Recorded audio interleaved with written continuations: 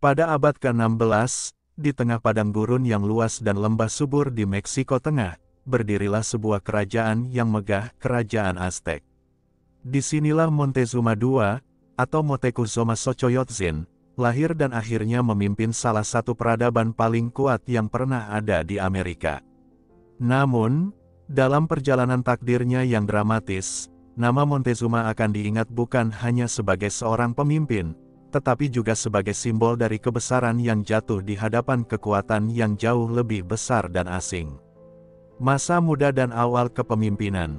Montezuma II lahir sekitar tahun 1466, di Tenochtitlan, ibu kota Aztec yang terletak di atas sebuah pulau di Danau Texcoco. Sejak muda, ia menunjukkan bakat luar biasa dalam kepemimpinan dan strategi militer. Sebelum menjadi raja, Montezuma adalah seorang panglima perang yang berhasil membawa kemenangan besar dalam berbagai pertempuran, mengokohkan statusnya di kalangan bangsawan Aztec. Ketika ayahnya, Emperor Axayacatl, meninggal pada tahun 1502, Montezuma naik tahta. Ia dikenal karena kebijaksanaannya dalam mengatur kerajaan dan memperluas wilayah Aztec. Namun, pemerintahan Montezuma juga ditandai dengan ketegangan yang terus meningkat dengan bangsa-bangsa tetangga, dan tak terhindarkan, konflik dengan kekuatan yang lebih besar yang belum ia kenal, penjajah Spanyol. Prediksi kedatangan penjajah. Sebelum kedatangan para penjajah Eropa, beberapa legenda dan ramalan sudah beredar di kalangan bangsa Aztec, terutama yang berkaitan dengan kedatangan seorang sosok yang diyakini sebagai Dewa Quetzalcoatl.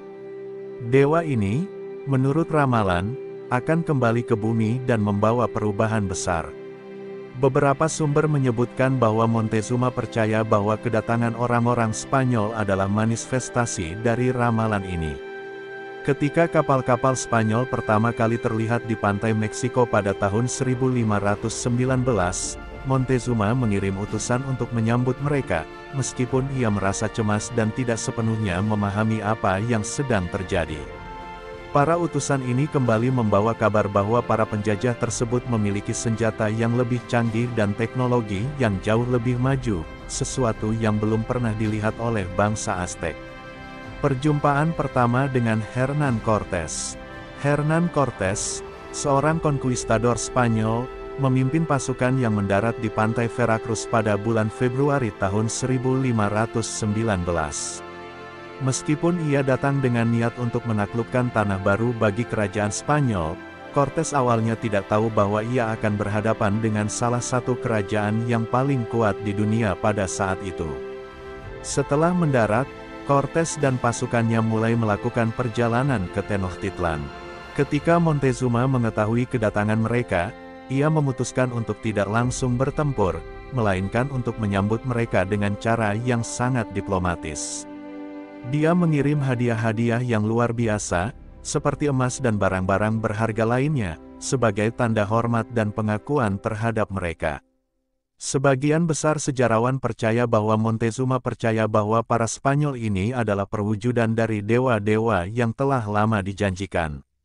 Namun, meskipun ada sikap diplomatik ini, Montezuma juga merasa bingung dan cemas. Dalam hati, ia merasakan pertaruhan besar yang sedang dimainkan. Apakah mereka benar-benar dewa-dewa? Atau adakah mereka musuh yang harus dihentikan? Mengejutkan, penyanderaan Montezuma. Pada bulan November tahun 1519, Cortés dan pasukannya akhirnya tiba di Tenochtitlan. Untuk pertama kalinya, mereka menginjakkan kaki di kota yang dibangun di tengah danau, kota yang indah dengan piramida besar, jalan-jalan yang tertata rapi, dan pasar yang ramai. Montezuma, meskipun dihormati sebagai raja yang kuat, merasa terpaksa menerima kehadiran mereka. Salah satu keputusan yang paling kontroversial dalam pemerintahan Montezuma adalah saat ia akhirnya memutuskan untuk menyerahkan dirinya kepada Cortés.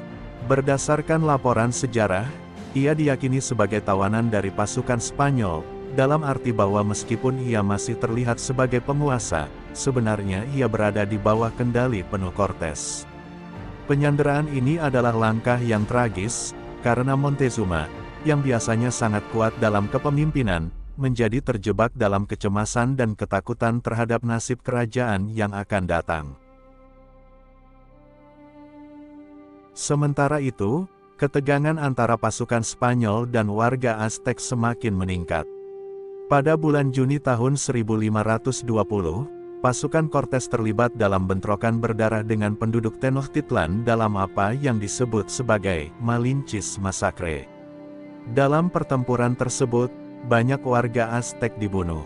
Montezuma, yang berada dalam keadaan terjepit, berusaha untuk meredakan kemarahan rakyatnya, namun ia tidak lagi memiliki kontrol penuh. Akhirnya, pada saat yang kritis, Montezuma meninggal pada tahun 1520, dalam kondisi yang sangat tragis. Ada banyak spekulasi mengenai kematiannya, apakah ia dibunuh oleh pasukan Spanyol, dibunuh oleh rakyatnya sendiri karena dianggap telah menyerah begitu saja kepada penjajah, atau meninggal akibat penyakit.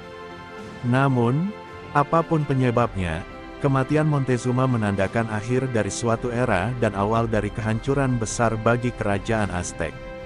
Pewarisan dan kejatuhan Aztec. Setelah kematian Montezuma, saudara tirinya, Cuitlahuac, menggantikan posisinya sebagai raja. Namun, ketegangan semakin meningkat dengan pasukan Spanyol. Perang besar meletus, dan meskipun rakyat Aztec melawan dengan segala daya, mereka kalah dalam pertempuran yang berlangsung sengit. Pada tahun 1521, setelah serangan bertubi-tubi dan penyakit yang melanda kota, Tenochtitlan akhirnya jatuh ke tangan Hernán Cortés dan pasukan Spanyol. Kejatuhan Aztec adalah momen yang menandai berakhirnya peradaban besar ini dan dimulainya kolonisasi Spanyol di Amerika.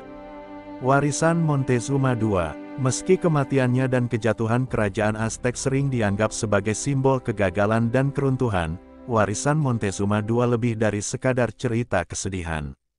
Sebagai seorang raja yang sangat bijaksana, Montezuma memimpin kerajaan Aztec selama hampir 2 dekade yang penuh dengan pencapaian dan kemajuan. Kerajaannya berkembang pesat dalam bidang seni, arsitektur, dan budaya.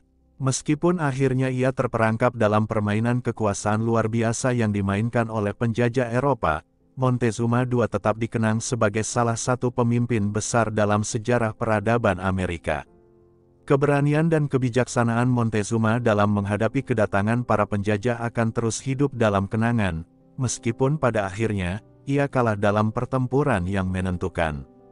Namun, semangat perjuangan dan keberanian rakyat Aztec yang dipimpin olehnya tetap menjadi bagian dari warisan yang tidak dapat dilupakan. Penutup. Kisah Montezuma II adalah kisah tragis namun penuh makna, seorang pemimpin besar yang berhadapan dengan takdir yang tak terelakkan. Kehancuran Aztec adalah salah satu peristiwa paling penting dalam sejarah dunia, dan meskipun peradaban Aztec hancur, pengaruhnya tetap hidup dalam budaya, ilmu pengetahuan, dan sejarah dunia. Dalam setiap pelajaran yang kita ambil dari masa lalu, ada kekuatan untuk memahami lebih dalam tentang bagaimana dunia ini berubah, dan bagaimana keberanian, kebijaksanaan, serta kesalahan-kesalahan masa lalu membentuk masa depan kita.